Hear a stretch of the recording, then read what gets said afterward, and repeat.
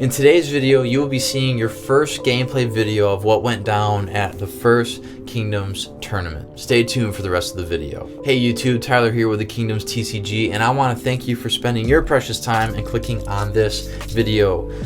Links will be in the description below for my Instagram and Facebook, where you can get weekly updates on what's going on with the KingdomsTCG and also communicate with me. Also, there will be a link for the Game Crafter store where you can get your hands on some of the various products for the game craft for the KingdomsTCG, so that way you can start to build and customize your own deck and also share it with your friends wherever you live. Like I said in the opening of this video, this is the first video showing you gameplay content from the tournament.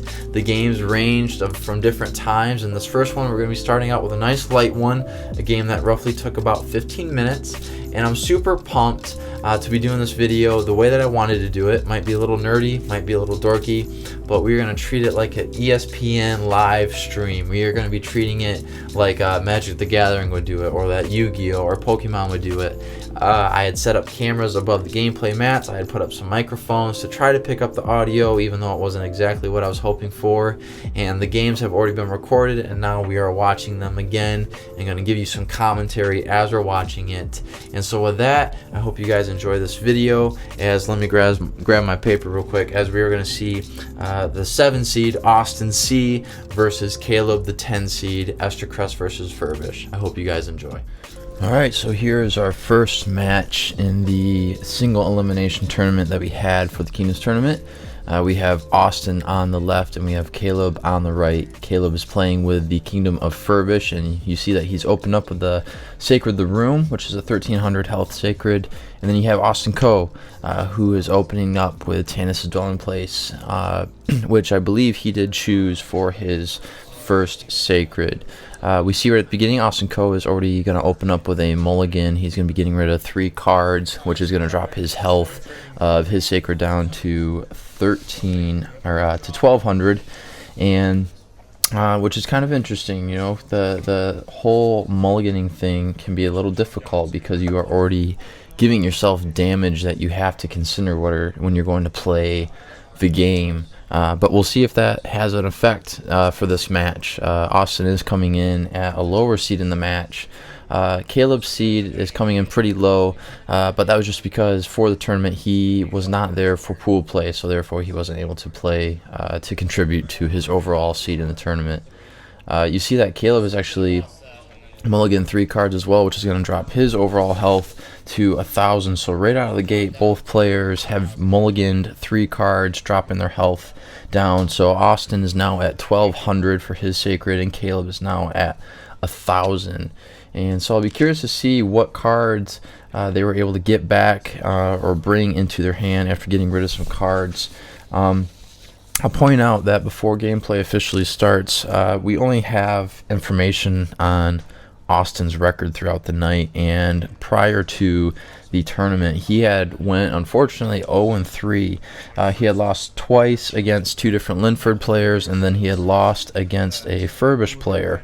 So we'll be curious to see how this match plays out.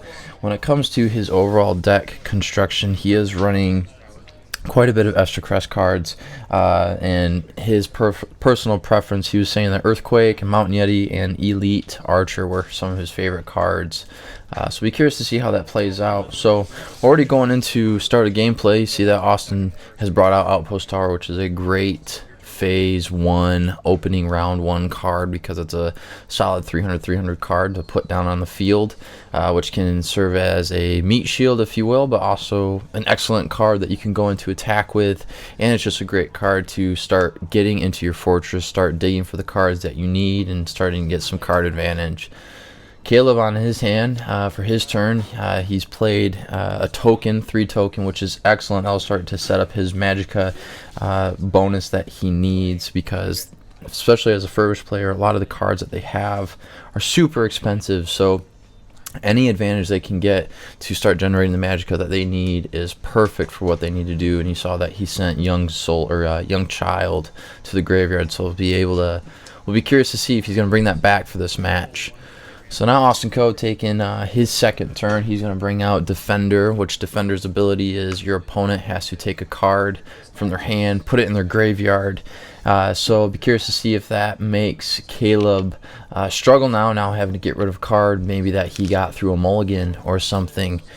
Austin is going to swing in with about 500 attack, and so that is going to bring Caleb down to 500 health for his Sacred. So see what that does, see if that's going to just be the general theme of this match. If Caleb's not going to be able to bring out a card, we will see what happens. Furbish struggles in opening phases. Phase 1 and Phase 2 tend not to be Furbish's strongest phase, but we'll see if he can kind of stall and delay before going into Phase 2. You saw Caleb lay down a secret, and it actually looked like it was Hush of Furbish. So maybe not so much for Earthquake. If Austin were to play an Earthquake, it's not like Caleb could use that, but we'll see what happens. Apologize for the glare in the video, but it looks like Caleb is trying to bring up Beast Rider, but unfortunately, thankfully, Austin was gracious enough and to point out that it is a Phase 3 battle card. That is something that happens oftentimes, especially when you are noticing that you are starting to fall behind. You can sometimes forget the small intricacies in playing the game, and so you start to play cards that are maybe out of phase. But I think Caleb can bounce back, and we'll see what happens. Austin going into his next turn, he's going to play Watchmaker. That's a great card just to draw a card, and then he comes out with a Surveillance Eagle. So he is just building momentum. He's got a solid board state, and he's given again that Outpost Tower defensive, and so Outpost Tower just becomes that much of a better card, whereas it's already given you a card draw ability. And I guess with that, actually, Caleb is going to go into Phase 2, and he's going to be opening up with Skylight Fountain. Skylight Fountain, if you noticed in the last previous video, you saw that Skylight Fountain was the most commonly chose Sacred, and so hopefully Caleb can use this to his advantage with it being his Phase 2 card, and let's see what he can do. You can kind of see in his hand he has a couple different spells, a couple battle cards, looks like Summoner's Call, and Beast Rider and the Light Warden and Second Chance, it looks like, that are in his hand. He really needs to do something here if he wants to stay in this match. You know, he's already in Phase 2, and being that he only has 4 cards in his hand, he's not going to have a lot of moves to do. Alright, so it looks like he's going to bring out Summoner's Call, and he's going to go for Young Child, which is unfortunately the only card in his graveyard. So the amount of choices that he has is not very good. So that still leaves me with 4. So he's going to have to bring that out to the field because that is the effect of Summoner's Call. And so now, let's see, because unfortunately Tannis' Dwelling Place does have that minus 100 attack stipulation against other players' battle cards. And I think Caleb has seemingly forgot that because he did play Second Chance, which was going to give Young Child that chance to attack twice. But unfortunately, that's just going to be all for naught, as Outpost Tower, as was given by Surveillance Eagle, was given defensive. So Young Child is just going to be absolutely pointless. Can't do anything. Can't do anything. That is unfortunate. Oh man, and that is a card that has been put to waste, Second Chance, and unfortunately Young Child has been brought out for nothing. But if anything, Young Child has been brought out, and that might be able to buy Caleb that precious time that he needs to maybe sustain gameplay or whatever. I want to take a quick break in the middle of this video to do a quick devotional. My faith in Jesus Christ is something that is very important to me, so I like to spend only 1 to 2 minutes just sharing something about Christianity that I think is very important. So if you've been watching so far, just hang tight. We'll be jumping right back into the gameplay video. What I want to share is simply the gospel message. Now, Tyler, what in the world do you mean by that? This is what I mean. As a Christian, I believe that what the Bible says is authoritatively true. I believe that it can't be proved wrong. I believe everything that it says in it is true. And ultimately, at the center of the message of the Bible, what you will find from the very start to the very beginning is that there is a being, someone, whatever that kind of title you want to give, named God. And I believe that God created the whole world, and that God in his love gave people that he created ultimately free will to choose how they wanted to live. But God wanted those people that he made to ultimately glorify and worship him. But unfortunately, we believe as a Christian that something called sin, which is to do bad stuff, if you will, to put it simply. And sin entered the world, and so because of that, we humans were faced, as I believe, with this ultimate reality that because of sin, and sin can't be in the presence of God, that we would face eternity in a place that I believe is called hell, which is away from the goodness of God's presence. And so in the New Testament, the second half of the Bible, you hear the story of how God sent his son, Jesus Christ, on the earth, who lived an absolutely perfect life. And because he died on the cross and rose again, we now, as Christians, or people that aren't Christians yet, but can come to Christianity and believe that Jesus is the Son of God, that he died on the cross for our sins. And I want to tell you, if you do not believe in Jesus Christ, there is a God that created you, that loves you, that thinks you are awesome, that thinks you are all of that in a bag of chips, and all he desires is to have a relationship with you. And all you have to do is simply turn from living the way that you have been living. Confess that Jesus, you are Lord, you are Savior, you are over all things of this world, and I now want to pursue you and live the life that you want me to live, and love you and serve you as a child that you have made me. And ultimately, at the end of the day, when I get 90 years old and finally pass, spend eternity with you in the greatness and the goodness of your presence. Caleb's struggling to build momentum, but hopefully, with a combination of his secrets and maybe he can get a good card draw. He does have his third phase that he needs to go into, and he does have an 8 Magicka base with that token out there. He might be able to do something.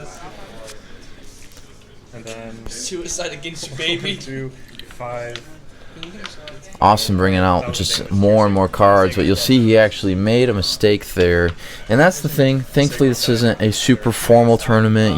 I was not able, as well as some other people, able to be around to monitor gameplay, but technically with that pack of wolves, even though it does create a copy when you enter your attack phase, that all of his 5 battle card slots have been completely filled. So that extra battle card that he used to suicide against Caleb's young child should not have ever existed, because there was only 5 battle card slots. So that is a gameplay tip if you ever play the KingdomsTCG. Caleb is now in his 3rd Sacred Phase. Thankfully, he does have the Mystic Room, which will give him +2 Magicka for this first turn, and he gets to draw, a card for the start of his turn, and he's also bringing out Outpost Tower, so might give him the chance to kind of bounce back and see what he can do. And so we'll see what happens. Having that extra +2 bonus kind of makes the cost of Outpost Tower not too bad, and that's going to leave him, I believe, at 7 Magicka total, or bring him back to 5 at least. And so let's see what he does. He has a couple different options of what he can do, and ultimately what he's trying to do is just to stall what is going on with what Austin has set up. Again, Outpost Tower has defensive, and because of Tanis' Dwelling Place, which was a very wise choice to put at phase 1, which is what Austin ended up doing for this match. That is a very difficult thing for Caleb to get over, especially because Furbish just does not have a lot of attacking power. Caleb's going to bring out Silversmith, and it sounds like he's going to be giving his Outpost Tower +100 attack to kind of negate that attack effect that Tanis' Dwelling Place has. So he's going to go against Outpost Tower, and they're actually going to trade. So that is a huge, huge relief for Caleb to get that 300 out of the way. And thankfully, none of Austin's other cards have defensive, so now that is going to result in Austin dropping down to 1,000 for his Sacred, which is his first time that he has taken damage to his Sacred. So Caleb now starting to make some damage, and hopefully he can kind of sneak ahead and see what he can do. So Austin's entered his turn. Now he's figuring out what he has to do, seeing what cards he can play. Austin bringing out his own Silversmith. We'll see what he does. And he's actually going to bring up a pack of wolves to a +300, and which will cause a trade, which will mean that Caleb will have no cards on the field to cover the blow, and that is going to bring down Caleb's Sacred significantly with the amount of attack.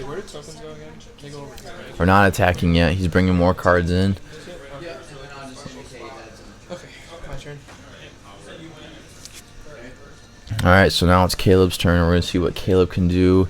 If I am seeing correctly, it looks like he's drawn a fairly good card, but I think the problem is Furbish Temple Judge. It costs 9 and he only has 8 Magicka, so he just has no options except the Beast Rider. He could play the Beast Rider, which just might have to be the card that he has to go with if he wants to try to salvage his game at all.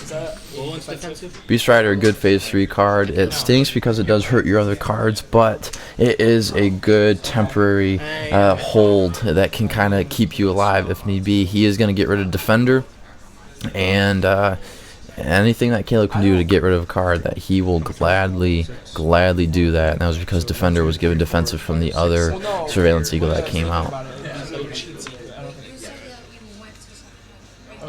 Down 700. Austin gonna deal 700 damage to Caleb's Sacred. Okay. You end your turn? End of turn.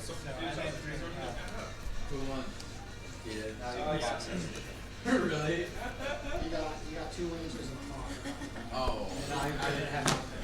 Alright, so Austin just passed turn to Caleb, and Caleb with a pretty good card draw, but unfortunately Furbish Counselor might have come too late into Caleb's hand.